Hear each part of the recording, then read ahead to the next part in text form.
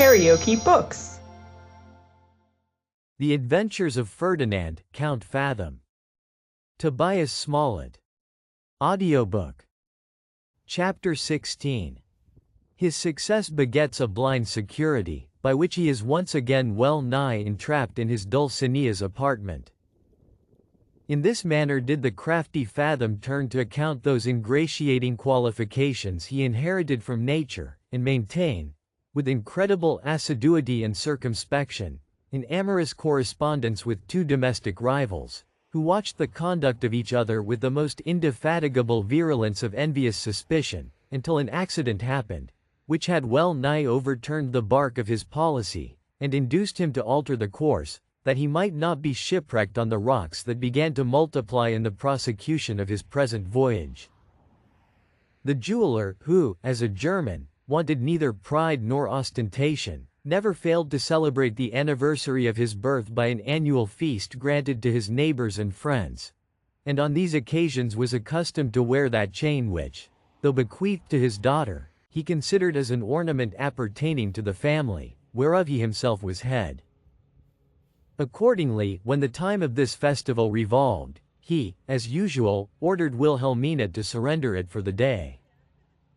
This injunction, the reader will perceive, our young lady was in no condition to obey. She had, however, foreseen the demand, and contrived a scheme of behavior for the occasion, which she forthwith put in execution. With an air of uncommon cheerfulness, purposely assumed, she retired to her closet, on pretense of complying with his desire, and, having employed a few minutes in rummaging her drawers and disordering her movables, uttered a loud shriek, that brought her father instantly into the apartment, where he found his daughter tossing about her clothes and trinkets with violent demonstrations of disorder and affright, and heard her, in a lamentable strain, declare that she was robbed of her chain, and forever undone. This was so far from being an agreeable intimation to the jeweler, that he was struck dumb with astonishment and vexation, and it was not till after a long pause that he pronounced the word sacrament, with an emphasis denoting the most mortifying surprise. Soon as that exclamation escaped from his lips, he flew to the escritoire as if instinctively, and, joining Wilhelmina in her occupation, tumbled its whole contents upon the floor in a trice. While he was thus employed, in the most expressive silence, the wife of his bosom chanced to pass that way, and seeing them both occupied with such violence and trepidation, believed at first that they were certainly actuated by the spirit of frenzy,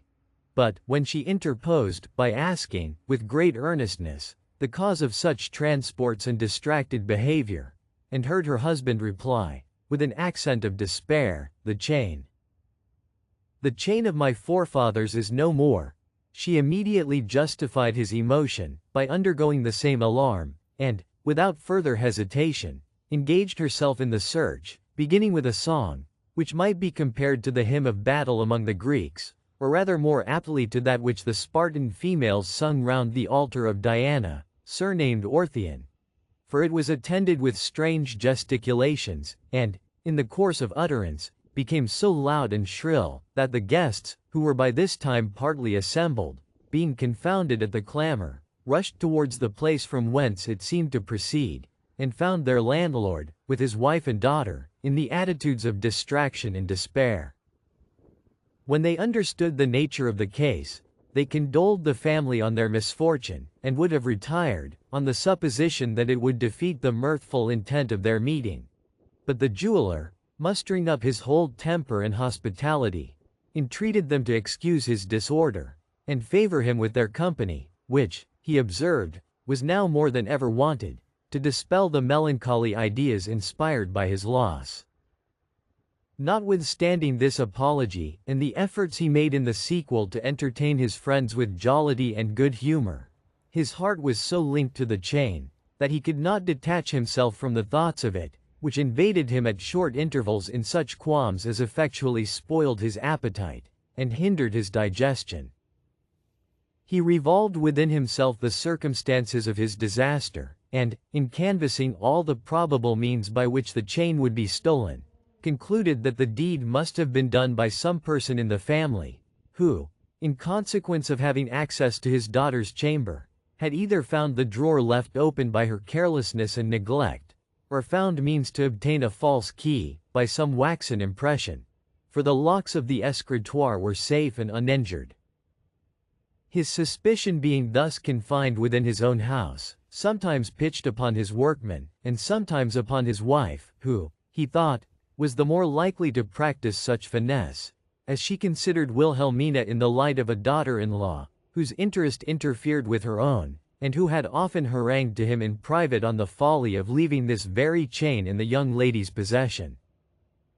The more he considered this subject, he thought he saw the more reason to attribute the damage he had sustained to the machinations of his spouse, who, he did not doubt, was disposed to feather her own nest, at the expense of him and his heirs, and who, with the same honest intention, had already secreted, for her private use, those inconsiderable jewels which of late had at different times been missing. Aroused by these sentiments, he resolved to retaliate her own schemes, by contriving means to visit her cabinet in secret, and, if possible, to rob the robber of the spoils she had gathered to his prejudice, without coming to any explanation, which might end in domestic turmoils and eternal disquiet. While the husband exercised his reflection in this manner, his innocent mate did not allow the powers of her imagination to rest in idleness and sloth.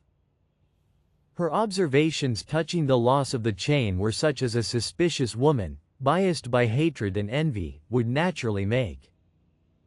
To her it seemed highly improbable that a thing of such value, so carefully deposited, should vanish without the connivance of its keeper, and without much expense of conjecture, divined the true manner in which it was conveyed. The sole difficulty that occurred in the researches of her sagacity was to know the gallant who had been favored with such a pledge of Wilhelmina's affection. For, as the reader will easily imagine, she never dreamed of viewing Ferdinand in that odious perspective. In order to satisfy her curiosity, discover this happy favorite, and be revenged on her petulant rival, she prevailed upon the jeweler to employ a scout, who should watch all night upon the stair, without the knowledge of any other person in the family, alleging that in all likelihood, the housemaid gave private admittance to some lover who was the author of all the losses they had lately suffered, and that they might possibly detect him in his nocturnal adventures, and observing that it would be imprudent to intimate their design to Wilhelmina, lest, through the heedlessness and indiscretion of youth, she might chance to divulge the secret, so as to frustrate their aim. A Swiss, in whose honesty the German could confide, being hired for this purpose, was posted in a dark corner of the staircase, within a few paces of the door, which he was directed to watch, and actually stood sentinel 3 nights, without perceiving the least object of suspicion. But, on the 4th, the evil stars of our adventurer conducted him to the spot, on his voyage to the apartment of his Dulcinea, with whom he had preconcerted the assignation. Having made the signal, which consisted of 2 gentle taps on her door, he was immediately admitted, and the Swiss no sooner saw him fairly housed, than he crept softly to the other door, that was left open for the purpose, and gave immediate intimation of what he had perceived. This intelligence, however, he could not convey so secretly, but the lovers, who were always vigilant upon these occasions, overheard a sort of commotion in the jeweller's chamber, the cause of which their apprehension was ingenious enough to comprehend. We have formerly observed that our adventurer could not make his retreat by the door, without running a very great risk of being detected, and the expedient of the chimney he had no inclination to repeat, so that he found himself in a very uncomfortable dilemma, and was utterly abandoned by all his invention and address, when his mistress, in a whisper, desired him to begin a dialogue, aloud, in an apology, importing that he had mistaken the door, and that his intention was to visit her father, touching a ring belonging to the young Count Melville, which she knew Fathom had put into his hands, in order to be altered. Ferdinand, seizing the hint, availed himself of it without delay, and, unbolting the door, pronounced in an audible voice, "Upon my honor, mademoiselle, you wrong my intention, if you imagine I came hither with any disrespectful or dishonorable motive. I have business with your father, which cannot be delayed till tomorrow, without manifest prejudice to my friend and myself.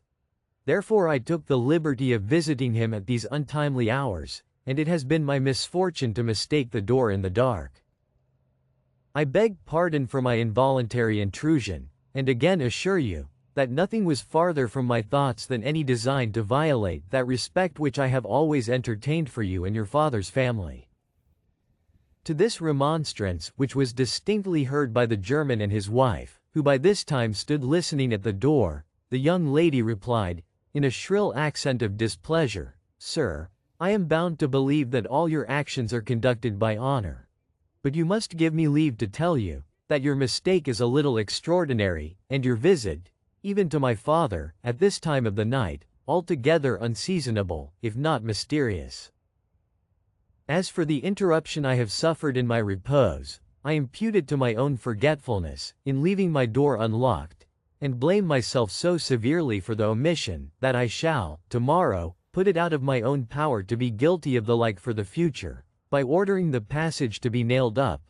Meanwhile, if you would persuade me of your well-meaning, you will instantly withdraw, lest my reputation should suffer by your continuance in my apartment." "Madam," answered our hero, "I will not give you an opportunity to repeat the command, which I shall forthwith obey, after having entreated you once more to forgive the disturbance I have given." So saying, he gently opened the door, and, at sight of the German and his wife, who, he well knew, waited for his exit, started back, and gave tokens of confusion, which was partly real and partly affected. The jeweler, fully satisfied with Fathom's declaration to his daughter, received him with a complacent look, and, in order to alleviate his concern, gave him to understand that he already knew the reason of his being in that apartment, and desired to be informed of what had procured him the honor to see him at such a juncture.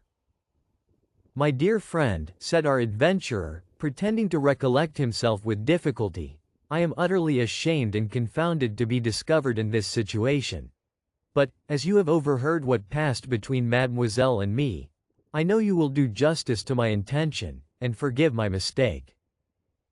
After begging pardon for having intruded upon your family at these hours, I must now tell you that my cousin, Count Melville, was some time ago so much misrepresented to his mother by certain malicious informers, who delight in sowing discord in private families, that she actually believed her son an extravagant spendthrift, who had not only consumed his remittances in the most riotous scenes of disorder, but also indulged a pernicious appetite for gaming, to such a degree, that he had lost all his clothes and jewels at play.